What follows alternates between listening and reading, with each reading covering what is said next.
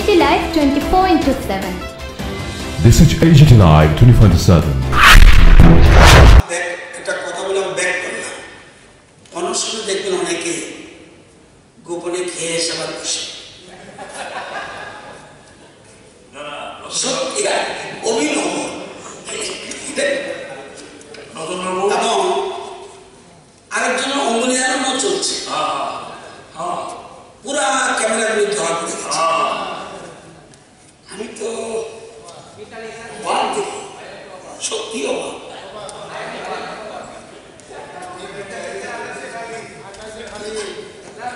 সুতরাং এটা আর একটা জিনিস তো জাতি এবং জাত এক কথা না। জাত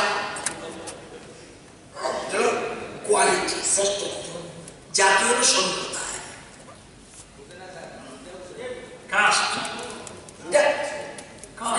এবং কাস্ট মানে আসল কথা হলো একটা ওইটা আসন থেকে একটা আসন জিতে আসতে পারেনি, সেই জ্বালাগুলি এখানে দেখাচ্ছে।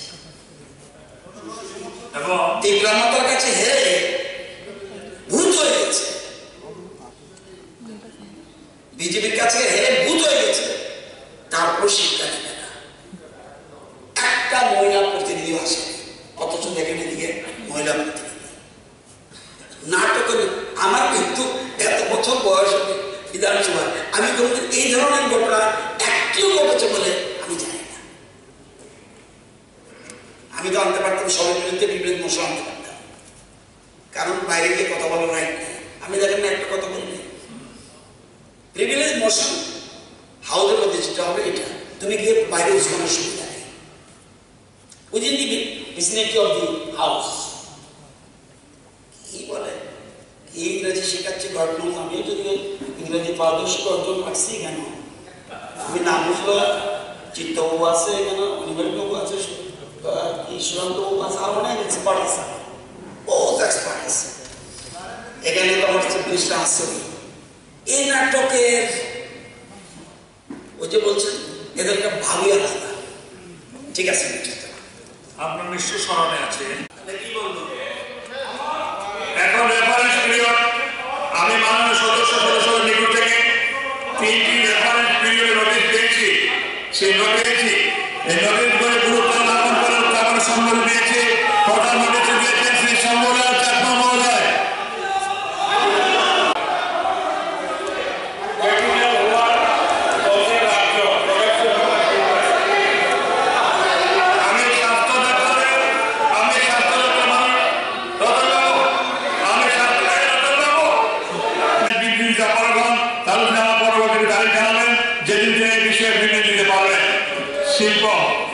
মাননীয় স্পিকার স্যার, আমি আগামী 1 তারিখ এপ্রিলে আমি দেব। দ্বিতীয় নোটিশ করেছেন শ্রী বিজেপি সিনহা মহোদয়। নোটিশের বিষয়বস্তু হল ওয়াকফের খাস জমি ফেরত দেওয়ার সিদ্ধান্ত সম্পর্কে আমি মাননীয় সদস্য কর্তৃক আমি দৃষ্টি প্রশ্নটি সম্পর্কে সম্মত দিয়েছি। এখন মাইনরিটি ওয়েলফেয়ার দপ্তরের ভারপ্রাপ্ত মাননীয় মন্ত্রীকে এই দৃষ্টি দপ্তর আজকের ফরিয়াদ পত্রিকায় 25শে মার্চ তারিখে প্রকাশিত সংবাদ সম্পর্কে আমি পূর্ত পিডব্লিউডি দপ্তরের ভারপ্রাপ্ত মাননীয় মন্ত্রীকে এই রেফারেন্স নোটিশটি বিষয় বিবৃতি প্রদানের জন্য অনুরোধ করছি। যদি তিনি আজ বিবৃতিতে প্রস্তুত না থাকেন তবে সময় দিতে পারেন না, পরে তিনি কবে বিবৃতি দেবেন সেটা অনুরোধ করে জানাবেন। বিধায়ক সুবিধায় মঞ্চে বলেছেন, নিশ্চয়ই কালকে লক্ষ্য করেছেন, আমি কিন্তু চেষ্টা করেছি, আমি দাঁড়িয়েছিলাম গোটা, কিন্তু ওনারা তো আমার কথাই শুনেননি। ওনাকে বারবার আমি ওনাদেরকে বলছি বসুন বসুন, কিন্তু ওনারা তো স্লোগানে বিশ্বাস কি করবে, বারবার স্লোগান দিচ্ছিল। আমি কিন্তু ট্রাই করেছি, অনেকক্ষণ দাঁড়িয়েছি। ঠিক আছে, এবং সুদীপবাবু আপনাকে বলি, একটা হোলসেলারের দোকানের সামনে সাইনবোর্ড লিখে প্রতিদিনের দাম লিখা থাকবে কিনা এবং ডেইলি ইন্সপেকশন করা হবে কিনা, যে পার্সেন্টেজ পর মৌজার থেকে যেখান থেকে আসাম থেকে যেমন আসে বা সাপ্লিমেন্ট, আমি সাপ্লিমেন্টে বলছি স্যার, প্রশ্নটাই বলছি আমি আপনাকে, যেখানে সোর্সের থেকে যে আসছে দাম কত প্রফিট নেবে, এই করে ডেইলি মনিটরিং করবে কি। আর যে বোর্ডগুলি খালি আছে অতি সত্ত্বর এগুলি বেকারদের সাথে, আমাদের সাথে, দ্রব্যমূল্য রোধের সাথে আপনার ডেইলি মনিটরিং করার জন্য এগুলি ফুলফিল করবেন। বলেছেন যে ফুড ইন্সপেক্টরের সংখ্যা কম। আপনি নিশ্চয়ই জানবেন মাননীয় অধ্যক্ষ মহোদয়, যে যখনই কোনো রিক্রুটমেন্ট হবে আগে আমার পোস্ট ক্রিয়েট করতে হবে ফিনান্সের অনুমোদন নিয়ে, তারপর ফিলিং আপের জন্য আবার ফিনান্সের অনুমোদন চাই। আমরা 20টা ফুড ইন্সপেক্টর পদের জন্য সেখানে ফিল আপের জন্য অ্যাপ্লাই করেছিলাম ফিনান্সের কাছে। ফিনান্স আমাদের 15টা অনুমোদন দিয়েছে। টিপিএসসি এক্সাম করেছে, এক্সামের রেজাল্ট বেরিয়েছে, 15 জন অ্যাজ পার রোস্টার সেখানে সিলেকশন পেয়েছে এবং খুব শীঘ্রই উইদিন নেক্সট 15-20 ডেজ আমরা তাদের পোস্টিংও আমরা প্রদান করব। যতটুকু বাজারের যে জিনিসপত্রের দামের কথা উনি বলেছেন মাননীয় অধ্যক্ষ মহোদয়, সদস্য গোপাল বাবু, এটা আমরা অস্বীকার করি না যে অনেক সময় বিভিন্ন কালোবাজারিদের জন্য বিভিন্ন কারণে বিভিন্ন জিনিসপত্রের দাম বৃদ্ধি, কিন্তু খাদ্য দপ্তরের যে প্রচেষ্টা সেই কালোবাজারিদেরকে রোখার জন্য সেই জিনিসটাও আপনারা নিশ্চয়ই লক্ষ্য করেছেন পত্রপত্রিকার মাধ্যমে। তার বাইরে আমাদের কনজিউমার প্রোটেকশন ফোরাম রয়েছে জেলাভিত্তিক এবং রাজ্য স্তরে। রাজ্য স্তরে রয়েছেন হাইকোর্টের একজন জাস্টিসের নেতৃত্বে এবং জেলাভিত্তিকও সেখানে আইনি যাদের ব্যাকগ্রাউন্ড রয়েছে তাদের নেতৃত্বে। প্রতিটি ক্ষেত্রে আমরা অ্যাওয়ারনেস প্রোগ্রাম, প্রতিটি ক্ষেত্রে ছাপা মারা দোকানগুলোতে, যে সমস্ত দোকানগুলোতে কালোবাজারিদের সঙ্গে যুক্ত রয়েছে তাদেরকে বের করে ফাইন ইম্পোজ করে দেওয়া, দোকান বন্ধ করে রাখা, পেনাল্টি ইম্পোজ করা, সমস্ত কিছু ব্যবস্থা আমরা কিন্তু গ্রহণ করছি। কিন্তু আপনি নিশ্চয়ই জানবেন, আমি একজন আইনজ্ঞ বটে, ইসি অ্যাক্ট যে essential commodity act we cannot amend it. State government can form the rule, but EC act is framed by government of India. Unless and until EC Act is amended, state government has got hardly any chance to take action against the black marketers. যতক্ষণ না পর্যন্ত EC Act কেন্দ্রীয় সরকার amendment করবে যে আমরা vigorous কোনো action আমাদের কালোবাজারিদের বিরুদ্ধে ব্যবস্থা নেওয়ার জন্য, সেটা কিন্তু আমরা পাবো না। আমরা রুল করতে পারি। আমি শেষ করি।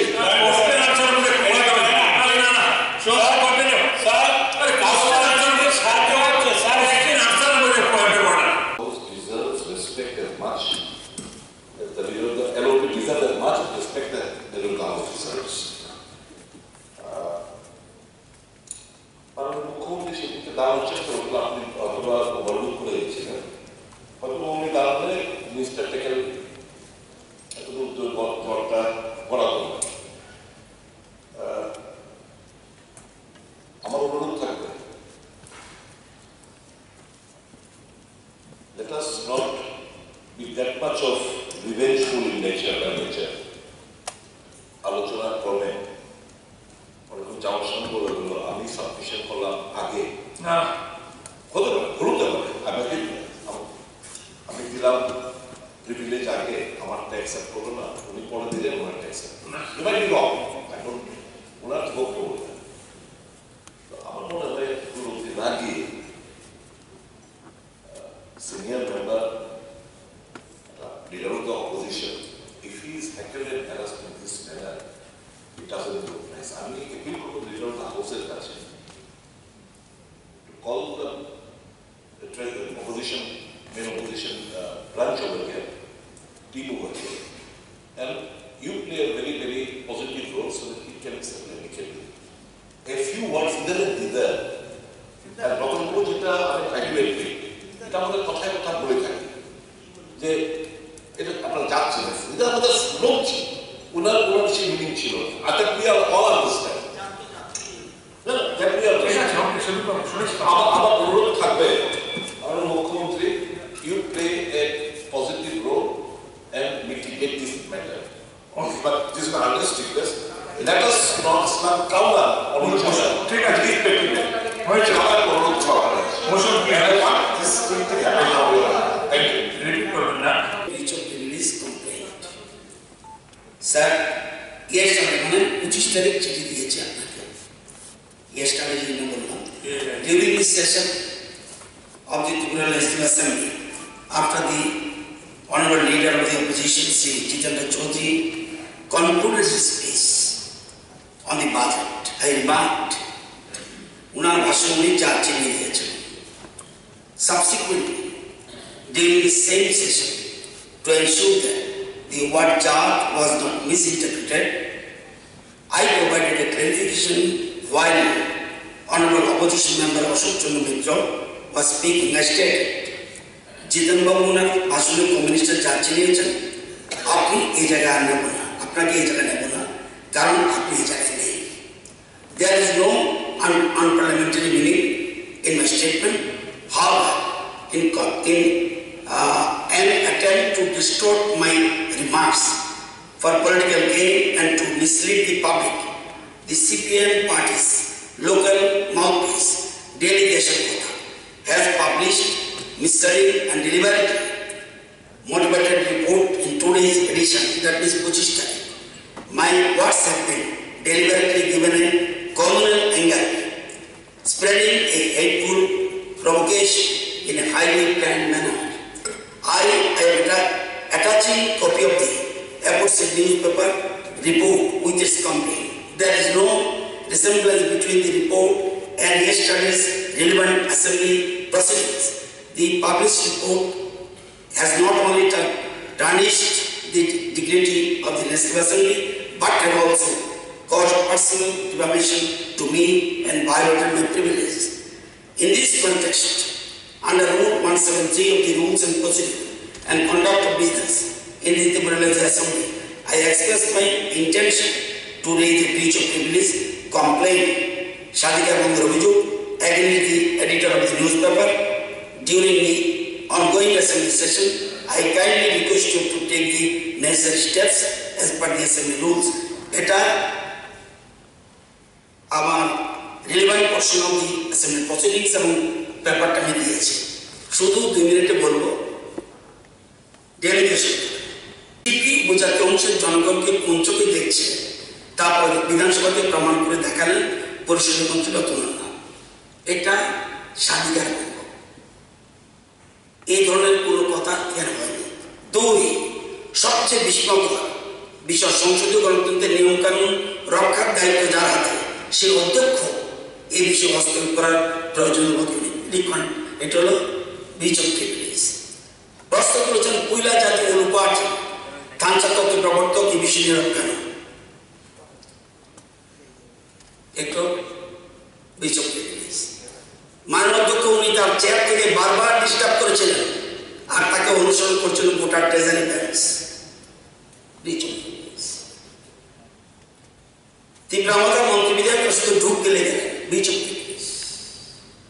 সুতরাং এই জিনিসটা বললাম। সুতরাং এটা আপনার আইন মতো যা যা রুলস প্রসিডিউর আছে এটা গ্রহণ করবেন। আর একটা বলে দিচ্ছে, যেহেতু কথা উঠেছে, মেসি বিশ্বকাপ ফুটবলে ওনার যাত্রী নিয়েছে দেখি কমিউনিটি। মেসি বিশ্বকাপ ফুটবলে ওনার যাত্রী নিয়েছে, ইটস এ শ্রেষ্ঠত্ব। পলিটিক্স করার উদ্দেশ্য যদি কেউ করে আইন।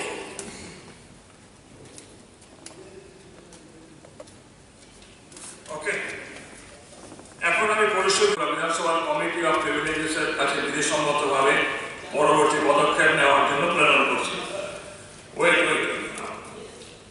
ত্রিপুরা বিধানসভার কার্যপ্রণালী ও নিয়মাবলী বিধির 177 নং অনুচ্ছেদ বলে যেহেতু বিধানসভা একই অধিবেশনে, আই রিপিট, ত্রিপুরা বিধানসভা নিয়মাবলী 177 অনুচ্ছেদ বিধানসভা একই অধিবেশনে একটি বেশি স্বাধীনতা ভঙ্গের অভিযোগ গ্রহণ করার সুযোগ নেই, সেই হেতু দ্বিতীয় যে স্বাধীনতা ভঙ্গের অভিযোগ পেয়েছেন মাননীয় বিরোধী দলনেতা শ্রী জিতেন্দ্র মহাশয়, সে অভিযোগটি গ্রহণ করে এই সভায় উত্থাপনের সম্মতি দিতে আমি অসমর্থ। এখন একটু রোজ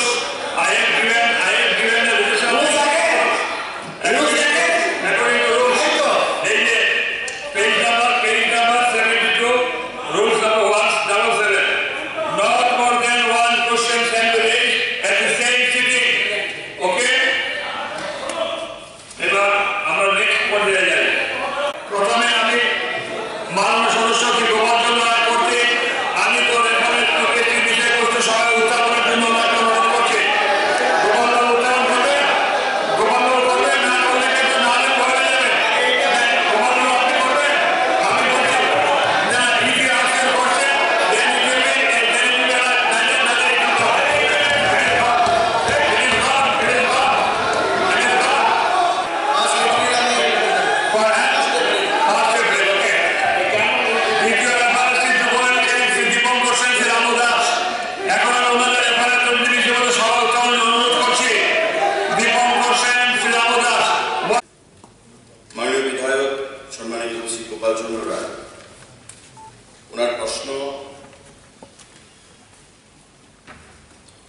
রাজ্যের ফুড ইন্সপেক্টরের শূন্যপদ কবে নাগাদ পূরণ করা হবে বলে আশা করা যায়? মাননীয় অধ্যক্ষ মহোদয়, আমাদের ফুড ইন্সপেক্টরের যে টোটাল স্যাংশন পোস্ট সেটা হচ্ছে 57। তার মধ্যে আমাদের ম্যান ইন পজিশন হচ্ছে 29। ইতিমধ্যে টিপিএসসিতে 15 জন আরো সিলেকশন পেয়েছে, পরীক্ষা হয়ে গেছে, রেজাল্ট বেরিয়ে গেছে। এই 15 জনেরও আমরা খুব শীঘ্রই অ্যাপয়েন্টমেন্ট দিয়ে দেব। তার বাইরে আমাদের বাই প্রমোশন আরো 8টা পোস্ট রয়েছে, যেগুলো সিনিয়র স্টোর কিপার থেকে ফুড ইন্সপেক্টরে পদোন্নতি পায়। এগুলিও আমরা পরীক্ষা নিরীক্ষা করে ল ডিপার্টমেন্টের রেটিং নিয়ে আগামী দিনে আমরা পূরণ করার সেখানে চেষ্টা করব। এবং একটা কথা বলে যে fault finders will find fault even in paradise. Fault finders will find fault even in paradise. স্বর্গে গেলেও যারা ভুল ধরে অভ্যস্ত, তারা স্বর্গে গেলেও এর থেকে সুন্দর জায়গা নেই, সেখানে গেলেও তারা দোষী বলে। আমি আমার আলোচনার শুরুতেই বলেছি, আমরা কি দেখতাম? তখন আমরা বিরোধী দলে ছিলাম, ছাত্র যুব রাজনীতি। কৃষকদের কাছ থেকে সহায়ক মূল্যে ধান ক্রয় করতে হবে, পেছনে বলতে করতে হবে। 13টি ন্যায্য নিত্য প্রয়োজনীয় দ্রব্য রেশন শপের মাধ্যমে প্রদান করতে হবে। কারা করবে? রাজ্য সরকারে আপনারা। কেন্দ্রীয় সরকার করবে রেশন শপের মাধ্যমে জিনিসপত্র ডিস্ট্রিবিউশন। কেন্দ্রীয় সরকার বলছে আমি ধান ক্রয় করব না, রাজ্য সরকারকে ধান ক্রয় করতে হবে। Central government will reimburse the fund. যাই খরচ হবে আমরা টাকা দিয়ে দেব। এখন উনি বলছে 1%, 1.5%, 2% ধান ক্রয় করা হচ্ছে। আপনি হয়তো জানেন না, there is a maximum ceiling. কেন্দ্রীয় সরকার দ্বারা একটা সিলিং দিয়ে দেওয়া হয়েছে 5 MT, মানে 5000 কেজি ধানের বেশি কোনো মানে সেলার বা গ্রোয়ার সেখানে বিক্রয় করতে পারবে না। নাম্বার 1। নাম্বার 2, এখানে কৃষিমন্ত্রী আছেন, if I am not wrong, Tripura রাজ্যের টোটাল যে ধান উৎপাদন সেটা আমরা যে ধানটা ক্রয় করি তার থেকে অনেক বেশি, সেটা সঠিক। কিন্তু আপনার বুঝতে হবে, ধানটা যখন আমরা ক্রয় করব, মিলাররা যে মিল রয়েছে মিলিং এর জন্য তাদের ক্যাপাসিটি তত বেশি নয় মিলিং। আমি যে ধানটা ক্রয় করছি সেই ধানটা মিলারদেরকে দেওয়া হচ্ছে, মিলাররা সেটাকে মিলিং করে রেশনের মাধ্যমে মানুষকে সেটা দিচ্ছে।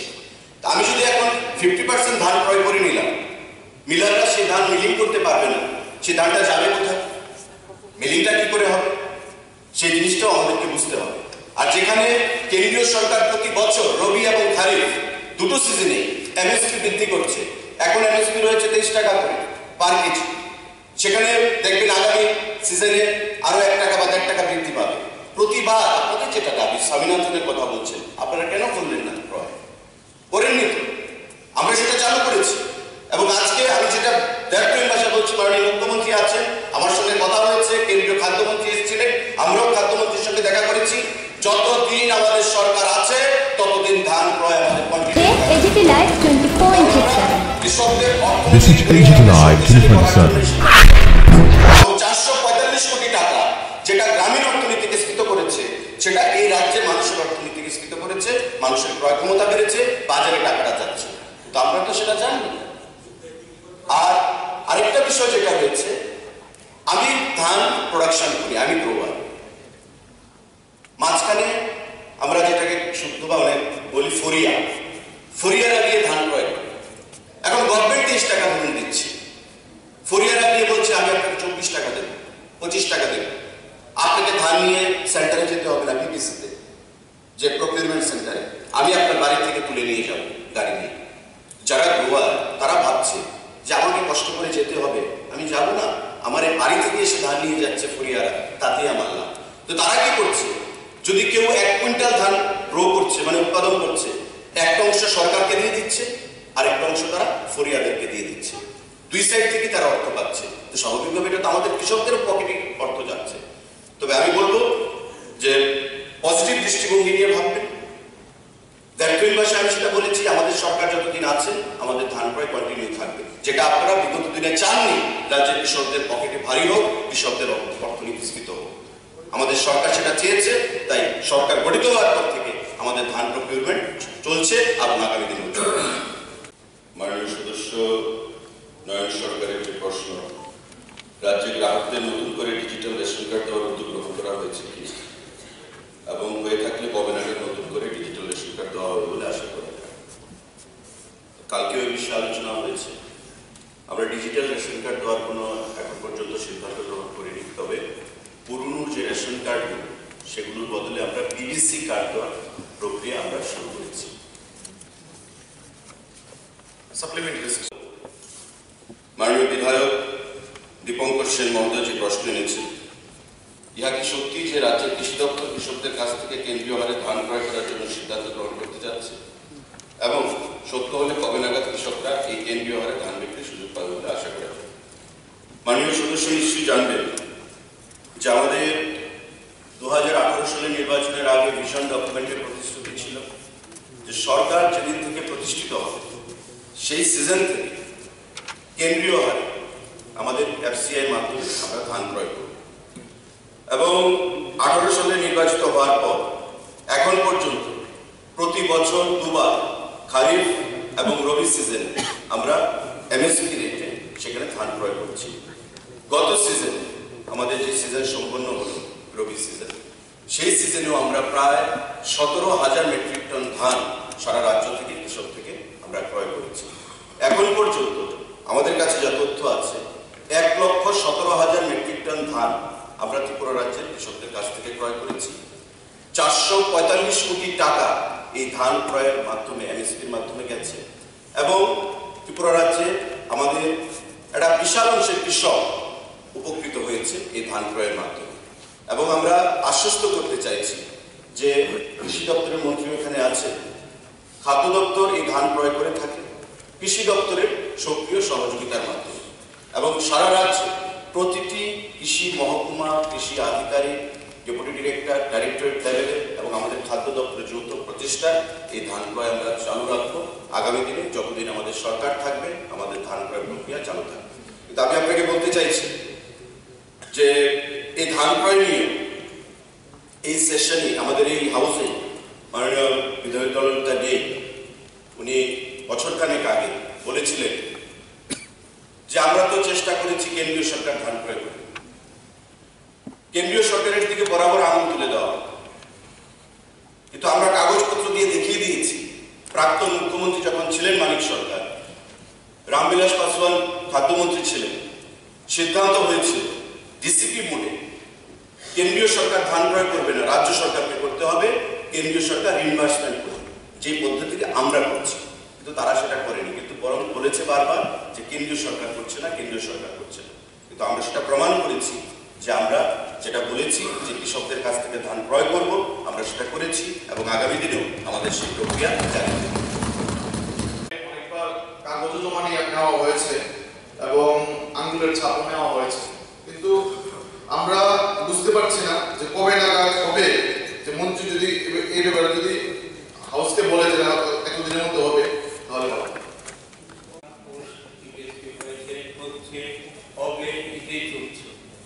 আমার বক্তব্য হল দ্রব্যমূল্য ঊর্ধ্বগতি স্কাই, আপনার স্বীকার করবেন,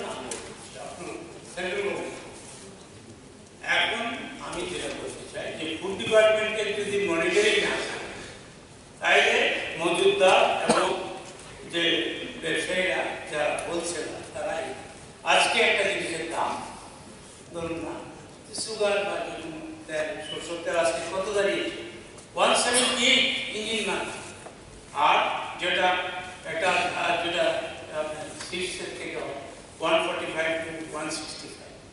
যদি মনিটরিং না থাকে এই মজুদদার এবং হোলসেলার নিয়ম হল আপনি যে লাইসেন্স দেবেন ট্রেড লাইসেন্স এটার মধ্যে লেখা থাকবে আজকে সরষের তেলের দাম মাস্টারের মতো এই অর্থ সেই অর্থ। এই মনিটরিংটা সরকারি হয় না, যার জন্য দেখা যায় হঠাৎ কালকে ছিল সরষের তেল 130, আজকে হয়েছে 140। সুতরাং আমি যেটা বলতে চাই, মাননীয় মন্ত্রী যেটা বলেছেন স্যাংশন পোস্ট 57 হতে এখানে আরো বাড়ানো উচিত এবং উনি যেটা বলেন 50-15টা ইন্টারভিউ নিয়েছেন, এটা কতদিন এই 15টা পড়ে আছে, আরো 13টা আপনি খালি আছে। তো 15 আর 13 28টা ডেসিশন আমার জানা এই ফুল ডিপার্টমেন্ট মনিটরিং ঠিকমতো হয় না, তার জন্য জনগণ ছাপা করছে এবং তো মূল্য বৃদ্ধি পাচ্ছে। আমি এদেরকে সাহায্য করছি, কে করছে? খাদ্য দপ্তর। Is there any specific example before you? How many persons arrested? No, there is no provision of arrest. As I told you, how many times I have to tell? We are not in a position to amend the EC Act. Act cannot be amended by government of state government. State government can have the rule frame. You being a lawyer, you should know it. Why you are misleading the house? So, sir, I know that central government and state government collaborate. ঠিক আছে, সার্বজনীন তো হয়, আমরা সব জায়গায় দেখি, পার্লামেন্টও দেখি, সব জায়গায় বিধানসভা আগেও হয়েছে।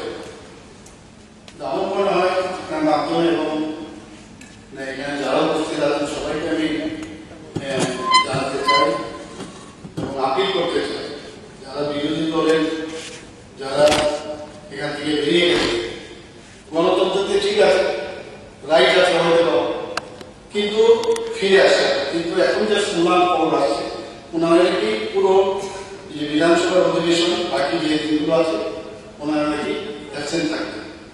আমি আপনার মাধ্যমে আমি ওনাদেরকে আবেদন করতে চাই, রিকোয়েস্ট করতে চাই, গণতন্ত্রকে আপনারা মানুন, এখানে আসুন, এটা একটা ইম্পর্টেন্ট বিষয় বাজে, সেখানে আপনারা আপনাদের কথা বলুন। আর বাকি যেসব সমস্যা আছে কথাবার্তার মাধ্যমে আমরা সেগুলো আমরা আলোচনার মাধ্যমে সেগুলো আমরা ঠিক করে নেব, কোনো সমস্যা নেই। ধন্যবাদ আপনার এই আবেদনের জন্য, অনুরোধের জন্য। মাননীয় সদস্য সেই কথা বলতে আজকে বলবেন না, তাহলে Press release of meeting of Chief Minister Tripura with Minister Consumer Affairs, Food and Public Distribution on 18/1/2017. Latest আপনাদের সরকার যাওয়ার ঠিক 1 বছর আগে কি লিখেছে? Honorable Chief Minister Tripura met Union Minister for Consumer Affairs, Food and Public Distribution and discussed the following issues with him. Number 1, procurement of rice by FCI from within the state and increase in the allocation of rice. এবার যে সিনপসিসটা সেটা হচ্ছে, it was decided that the state government would do the procurement of rice and FCI would reimburse the entire expenditure for this. On Chief Minister's suggestion, it was agreed that officials of FCI would also be associated with the procurement process. It was also agreed upon on Chief Minister's suggestion that FCI would place the funds in bank account and state government would draw from this account, and as and when required, disbursements were made to farmers for procurement. Okay. পরিষ্কার, এর থেকে দলিল আর কি লাগে আপনাদের? কেন্দ্রীয় সরকার বলেছে FCI করবে না, রাজ্য সরকারকে করতে হবে। চিফ মিনিস্টার বলেছে দিদেন মানিক সরকার মহোদয়, তো ঠিক আছে এফসিআই এর লোক সেখানে থাকবে অ্যাসোসিয়েটেড, এগ্রিড। কেন আপনারা করলেন? কেন বললেন কেন্দ্রীয় সরকারকে ধান ক্রয় করতে হবে? কৃষকদেরকে সুশ্রী দিয়েছেন, উস্কানি দিয়েছেন কেন্দ্রীয় সরকারের বিরুদ্ধে। আজকে বিজেপি সরকার আছে, বিজেপি সরকারের বিরুদ্ধে বলবেন। গত 10 বছর তার আগে ইউপিএ সরকার ছিল কংগ্রেসের নেতৃত্বে, তার বিরুদ্ধে বলেছে, আবার বাইরে থেকে সমর্থন দিয়ে রেখেছে, সমর্থন উইথড্র করেছে। এই যে তাল বাহানা ডুবিয়াস্ত্র, সেগুলো ভারতবর্ষের মানুষ বুঝতে পেরেছে, ত্রিপুরার মানুষ বুঝতে পেরেছে। সুতরাং এই ধরনের কোশ্চেন, এগুলো আমি বলবো মানে সত্যতা যাচাই করে আপনারা আনবেন।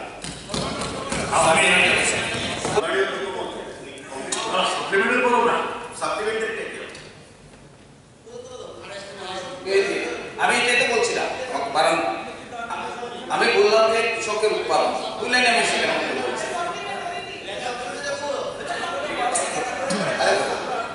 আপনি তো অন্য প্রসঙ্গে চলে। মাননীয় বিধায়ক নয়ন সরকার, আমি বলবো আপনার বোধ হয় পিবিসি রেশন কার্ড আর ডিজিটাল রেশন কার্ডের মধ্যে তফাৎটা একটু বুঝতে হবে। পিবিসি হচ্ছে তার মধ্যে স্মার্ট কার্ডের, আমাদের যেটা ডিজিটাল হচ্ছে স্মার্ট কার্ডের মধ্যে। আপনি বলছেন যে আঙ্গুলের ছাপ নেওয়া হচ্ছে, সেটা সঠিক। ইপস মেশিনের সঙ্গে আধারের যে লিঙ্ক, আমি কালকে বলেছি যে ই কেওয়াইসি যদি না করা হয় তবে আমরা পিবিসি রেশন কার্ডগুলো প্রদান করতে পারছি। কারণ অনেক পরিবার রয়েছে যারা ধরুন 5 জন মেম্বার রয়েছে আপনার বাড়িতে, 2 জন বা 3 জন ব্যাঙ্গালোরে থাকে চাকরি সূত্রে বা পড়াশোনার সূত্রে, আপনার বাড়িতে 2 জন রয়েছে, কিন্তু 2 জন ইকিউআইসি করিয়ে নিয়েছে, কিন্তু বাকি যে 3 জন তারা যতক্ষণ না এসে ইকিউআইসি করাচ্ছে আমরা সেখানে কার্ডের মধ্যে নামগুলো লিপিবদ্ধ করতে পারছি। এটা একটা অন্তরায়। তারপরে আমি আপনাকে বলবো যে আমাদের এ মাসে 31 তারিখ পর্যন্ত কেন্দ্রীয় সরকার টাইম ফ্রেম করে দিয়েছিল যে ইকিউআইসি সম্পন্ন করার জন্য।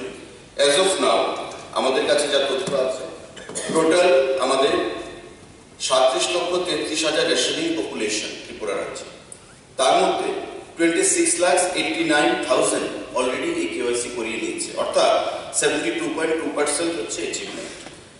মাননীয় বিধায়িকা নন্দিতা রিয়াং দেববর্মা গতকালকে বলেছিলেন ওনার এলাকাকে নিয়ে, এবং আমিও আলোচনা করেছিলাম, এবং আমি আশ্বস্ত করতে চাইছি এই হাউসকে যে ইকিউআইসি আমাদের 31 তারিখ পর্যন্ত কেন্দ্রীয় সরকার টাইম দিয়ে দিয়েছে, তারপরেও সকল মানুষের স্বার্থে সেটা বাড়ানো যায় কিনা আমরা দেখছি। তাড়াতাড়ি দেওয়ার যেটা প্রশ্ন আমাদের রঞ্জিত বাবু এবং নয়ন সরকার যেটা বলেছে, আমরা ইচ্ছা করলেই পারবো না। ইতিমধ্যে আমাদের অনেক কার্ড রেডি হয়ে গেছে যেটা আমরা বললাম, কিন্তু যতক্ষণ না পর্যন্ত সম্পূর্ণ কার্ডটা ইকিউআইসি সম্পন্ন হয় আমরা সেটা স্টার্ট করতে পারবো না।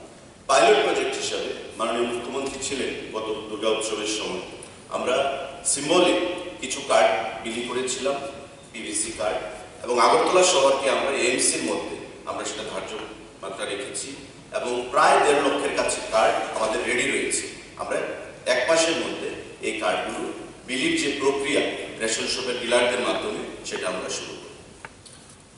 পরবর্তী রাইস বাস্কেটে সাউথ জেলা ধান হয়েছে এবার, প্রতিবারই আমরা 5,000-6,000 এমটি ধান সাউথ থেকে আসে। গোমতী জেলা ওয়াজ ইনান্ডেটেড বাই ফ্লাড ওয়াটার। সিপাহীজলার একটা বিশাল অংশ ফ্লাড ওয়াটারে সাবমার্জ হয়ে গেছে। মাননীয় অধ্যক্ষ মহোদয়, আপনি যে জেলা থেকে আসেন, মাননীয় মন্ত্রী ত্রিপুরায় যে জেলা থেকে আসে, ঊনকোটি এবং উত্তর, সেখানে 2 বছর কিন্তু মানে 2 বার বছরে রবি এবং খারিফে ধান হয় না, প্রোডাকশন কম। তা আমাদের কি হয়, 6টা জেলার উপর ম্যাক্সিমাম ধান প্রোডাকশন হয়, আপনি হয়তো জানেন না। তাই এই 6টা জেলা থেকে আমরা in spite of severe flood in the last season 17,000 এমটির উপর ধান আমরা প্রকিউর করতে পেরেছি।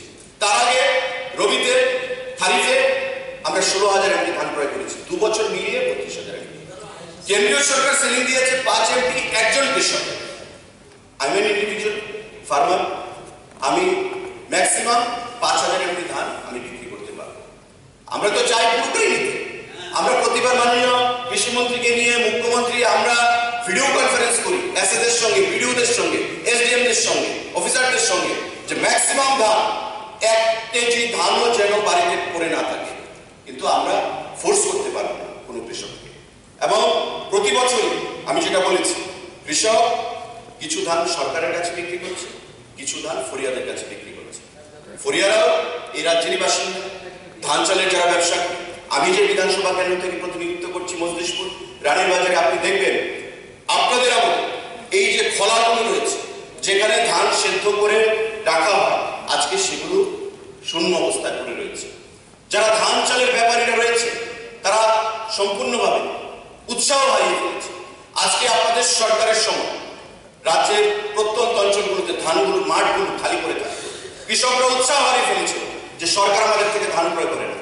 আমরা যখন ধান ক্রয় শুরু করলাম, আজকে দেখবেন প্রতিটি ফসলের সেখানে জমি খালি করে নেই, ধান উঠছে আবার ধান লাগিয়ে দেওয়া হচ্ছে, ধান উঠছে আবার ধান লাগিয়ে দেওয়া হচ্ছে। কারণ কি, ওই এসুরেন্স সরকারের তরফ থেকে যে রবি এবং খারিফে যাই কিছু হোক আমার ধান আমি সরকারের কাছে বিক্রি করতে পারবো এমএসপি রেটে।